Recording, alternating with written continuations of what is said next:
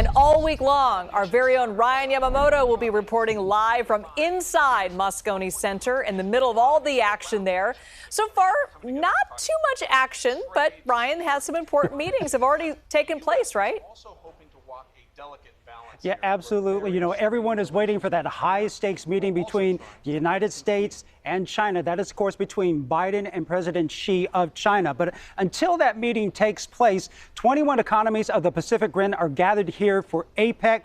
And with business to be done, the U.S. leading the charge with those meetings and the state of the global economy at stake.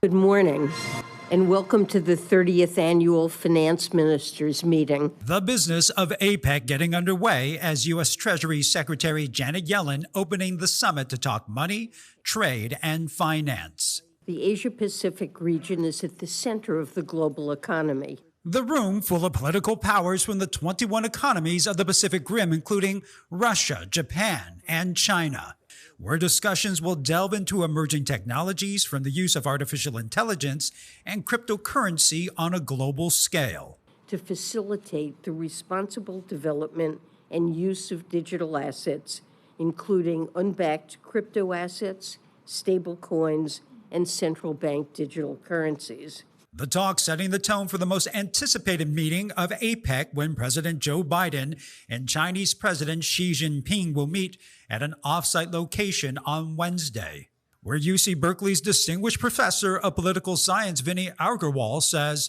tensions could run high as they talk about national security, climate change, fentanyl, and the theft of intellectual property from U.S. businesses. We've seen a downward spiral in U.S.-China relations. I think the fact that President Biden is going to meet with President Xi will help maybe bring a bottom to that downward spiral, and we'll start going back up in terms of cooperation. A meeting every country will closely watch because what happens in America and China will have a direct impact on the rest of the world. Our efforts are essential to the strength of our economies, the prosperity of our peoples, and the future of the global economy.